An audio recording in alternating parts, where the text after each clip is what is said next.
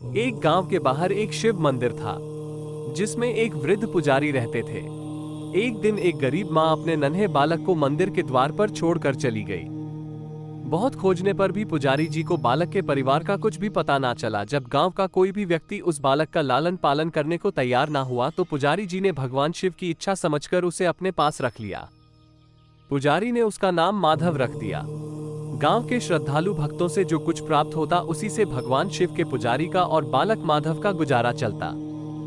यदि किसी दिन कम भी पड़ता तो पुजारी जी भगवान को भोग लगाकर बचा हुआ बालक माधव को दे देते और स्वयं गंगाजल पीकर रह जाते। धीरे धीरे माधव बड़ा होने लगा और अब वो पुजारी जी के कामों में हाथ बटाने लगा था। वृद्ध पुजारी जी के थके हारे हाथों को कुछ आराम मिलने लगा, इसलिए उन्होंने माधव को मंदिर की साफ सफाई, भगवान शिव की पूजा, उनको भोग लगाने और उनकी आरती करने की विधि अच्छी प्रकार समझा दी।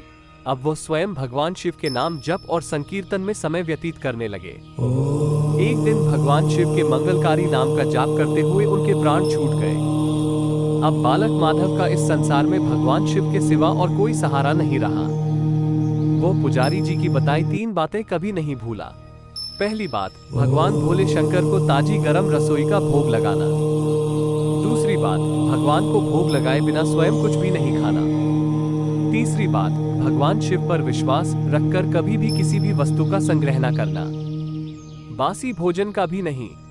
यदि कोई भक्त पहले से बना भोजन या मिठाई मंदिर में दे जाता तो बालक माधव उसे गरीबों में बांट देता।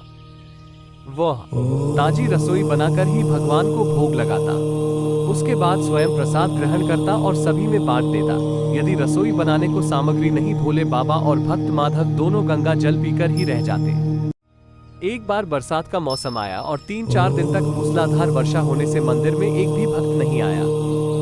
माधव अपने भोले बाबा को गंगाजल का ही भोग लगाता और उसे ही पीकर रह जाता। भोले बाबा माधव की भक्ति और सहनशीलता की परीक्षा लेते रहे, किंतु आखिर में अपने भक्त को भूख से तड़पते देखकर उनसे रहा ना गया। वो सेठ के नौकर का रूप धरकर हाथ में भोजन सामग्री की पोटली लेकर वर्षा में भीगते हुए मंदिर के द्वार पर जा पहुंचे। उन्होंने आवाज लगाकर माधव को बुलाया और उसके हाथ में पोटली देते हुए कहा कि सेठ जी ने ये भोजन सामग्री भेजी है, इससे रसोई बनाओ, भगवान को भोग लगाओ और स्वयं भी प्रसाद पाओ। मैं कल फिर आऊंगा। भक्त माधव ने आशीर्वाद देकर उसे विदा किया और सूखी गीली लकड़ियों के धुएं में गर्म रसोई बनाकर भोले बाबा को भोग लगाया। पूरे बरसात के मौसम में भोले बाबा नौकर के रूप में भक्त माधव को भोजन सामग्री देने आते रहे और स्वयं भी गर्मा गर्म रसोई का भोग पाते रहे। एक दिन भक्त माधव ने सोचा कि सेठ जी को भोजन सामग्री भेजते हुए 4 महीने हो चले हैं, किंतु वे स्वयं कभी मंदिर में भोले बाबा का प्रसाद ग्रहण करने नहीं आए। अगले दिन जब भोले बाबा नौकर के भेष में भोजन सामग्री की पोटली देने आए तो माधव उनसे बोला, भाई तुम्हारे इतने धर्मात्मा सेठ जी कभी स्वयं मंदिर में प्रसाद लेने नहीं आए, इस कारण मेरा हृदय अत्यंत दुखी हो रहा है। अपने सेठ जी से कहना कि कल वे मंदिर में प्रसाद ग्रहण करने अवश्य पधारे। भक्त की बात सुनकर नौकर बने भोले बाबा चौंक कर घबरा उठे और बोले, पुजारी जी, सेठ जी मेरे द्वारा आपको भोजन सामग्री भेजते हैं, आप इससे भगवान को भी भोग लगा लेते हैं और स्वयं भी प्रसाद पाते हैं, फिर सेठ जी को बीच में बुलाने की क्या जरूरत है? जैसा चल रहा है वैसे ही चलने दीजिए ना। माधव बोला, ऐसे कैसे चलने दो? आपके धर्मात्मा सेठ जी इतने दिनों से भोजन सामग्री भेज रहे हैं, क्या मैं उन्हें भगवान का प्रसाद देने का अपना कर्तव्य भी पूरा ना करूं? मैं किसी का उधार खाने वाला नहीं हूं। अपने सेठ जी से कह देना कि यदि कल भोले बाबा का प्रसाद ग्रहण करने नहीं पधारे तो मैं उनकी भोजन सामग्री लेना बंद कर दूंगा। नौकर बने भोले बाबा तो अपने भक्त की अकड़ देखकर कांप उठे और यह सोचकर मन ही मन हंसे कि वाह, आज तो लेने वाला ही देने वाले को दोष दे रहा है। लेकिन सरल हृदय भक्त के मनोभाव देखकर वे बोले, ठीक है पुजारी जी, कल सेठ जी मंदिर में प्रसाद ग्रहण करने जरूर पधारेंगे। दूसरे दिन बड़े सवेरे ही भोले बाबा नौकर के वेश में दूध और बहुत सारी भोजन सामग्री लेकर मंदिर पहुंच गए। माधव चौंकते हुए बोला, भाई आज इतनी सारी भोजन सामग्री किस लिए ले आए? नौकर बने भोले बाबा बोले, पुजारी जी भूल गए क्या? आज आपने सेठ जी को प्रसाद के लिए बुलाया है, इसलिए आप रसोई बनाइए और भोले बाबा को भोग लगाइए। ये बता दीजिए कि सेठ जी किस समय पधारे? माधव ने प्रसन्न होकर उन्हें सेठ जी के आने का समय बता दिया और भक्त माधव की इच्छा पूर्ण करने के लिए भोले बाबा कैलाश पर सेठ का रूप धारण करने लगे। इधर अपने स्वामी को एक प्यारे भक्त के यहाँ दावत पर जाने का समाचार सुनकर ममतामयी अन्नपूर्णा माँ पार्वती भी भला कैसे पीछे रहती।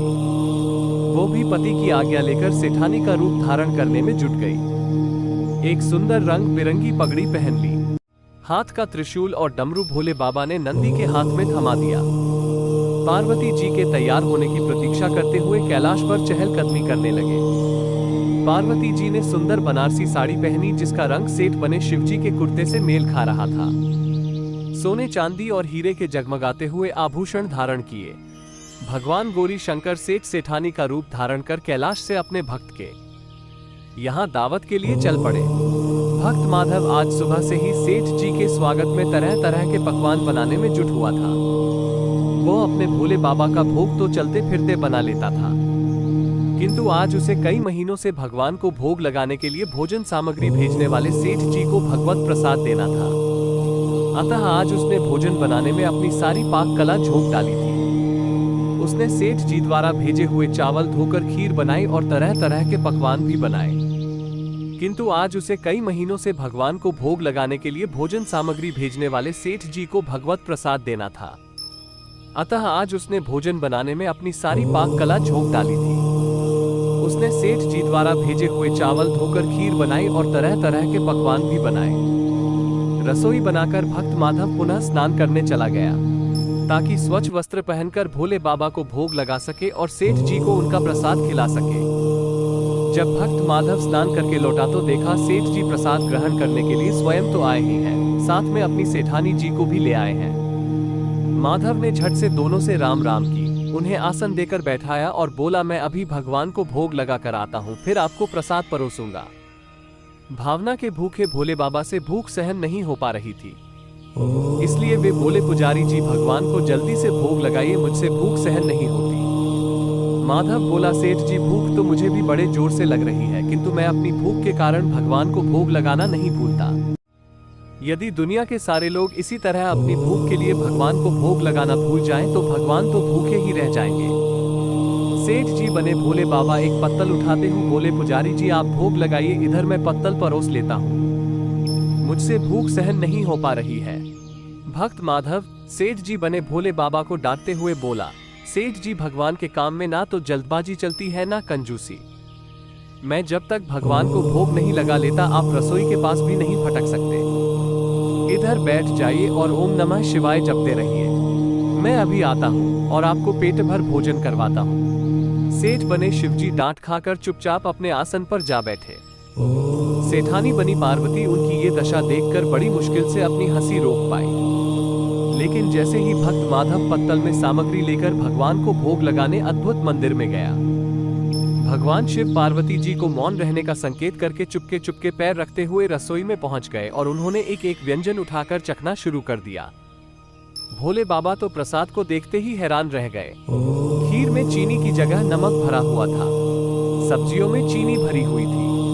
जैसे ही भोले बाबा ने रोटी का एक टुकड़ा तोड़कर मुंह में डाला, वो सीसी करने लगे क्योंकि रोटी में मिर्च ही मिर्च भरी थी। वे सीसी करते हुए उल्टे पैर भाग आए और अपने आसन पर जा बैठे। माँ पार्वती अपने स्वामी की यह हालत देखकर खिलखिलाकर हंस पड़ी। इससे पहले कि भोले बाबा पार्वती जी के सामने कुछ सफाई दे पाते, भक्त माधव ओम नमः शिवाय मंत्र का जाप करते हुए आ पहुंचा। रसोई में भोग मिलाकर उसे पवित्र बना डाला। फिर सेठ जी के सामने पत्तल परोसने के बाद हाथ जोड़कर बोला, सेठ जी अब आप भी जी भरकर प्रसाद ग्रहण करें। भोले बाबा तो अभी अभी भक्त की भक्ति से भी जोरदार उसके हाथ की बनी हुई रसोई चख चुके थे, अतः भोजन करने की बात सुनकर उनके पसीने छूटने लगे। वे कभी माधव का तो कभी पार्वती का मुख देखने लगते। माधव को सेठ जी की ढील बर्दाश्त नहीं हुई और बोला, सेठ जी अब क्या हो गया आपको, अभी अभी तो इतने उतावले हो रहे थे, अब आप भोजन क्यों नहीं करते?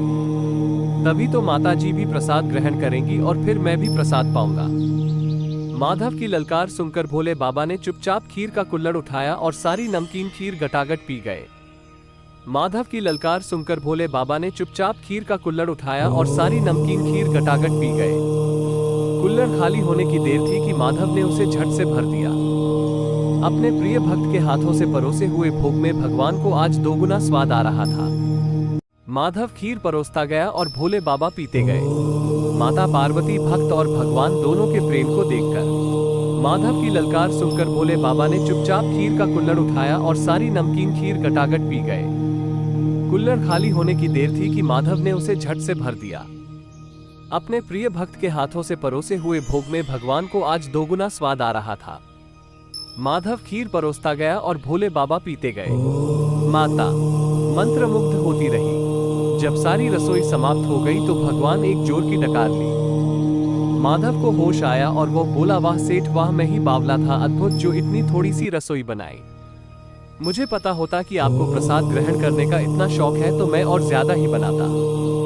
भोले बाबा अपने पेट पर हाथ फेरते हुए सेठानी बनी पार्वती जी की ओर देखकर मुस्कुराते हुए बोले, पुजारी जी मैं इतना रोज कहाँ खाता हूँ, किंतु आज प्रसाद इतना स्वादिष्ट बना था कि अपने पर वश ही नहीं रहा और खाता ही चला गया। किंतु तभी माधव रुआसा होकर बोला, सेठ जी वो तो आपने ठीक किया, लेकिन सेठानी जी तो भूखी ही रह गई। ममतामयी पार्वती माँ से माधव का रुआसा मुंह देखा नहीं गया। उन्होंने बची हुई खीर की 4 बूंदें खा ली। भोले बाबा द्वारा भोग लगाने से प्रसाद में अद्भुत अलौकिक स्वाद भर गया था। ऐसी सुगंधित और मीठी खीर चखकर जगत माँ पार्वती तृप्त हो गई और माँ पार्वती तृप्त हो गई और उनके तृप्त होते ही सृष्टि का प्रत्येक प्राणी तृप्त हो गया। माधव बोला, सेठ जी आपने और माता जी ने प्रसाद ग्रहण कर लिया, इससे मुझे अत्यंत संतोष हुआ है। समझ लीजिए कि आप दोनों द्वारा प्रसाद ग्रहण करने से मेरा भी पेट भर गया। मेरी तो वैसे भी महीने में 4-4 एकादशी हो जाती हैं, किंतु मैं भी एक दाना ले ही लेता हूँ, जिससे कि भोले बाबा के प्रसाद का अनादर ना हो। ये कहकर जैसे ही माधव ने खीर के पात्र में लगा चावल का एक दाना उठाकर अपने मुंह में डाला, उसकी जन्म जन्मांतर की भूख प्यास मिट गई, समस्त इच्छाओं की तृप्ति हो गई। उसके ज्ञान के नेत्र खुल गए और उसने देखा कि उसके सम्मुख त्रिलोकीनाथ भगवान शंकर और जगत जननी मां पार्वती आशीर्वाद की मुद्रा में मुस्कुराते हुए खड़े हैं। माधव दौड़कर उनके चरणों में गिर पड़ा और बोला, प्रभु आज मैं आपके दर्शन पाकर धन्य हो गया।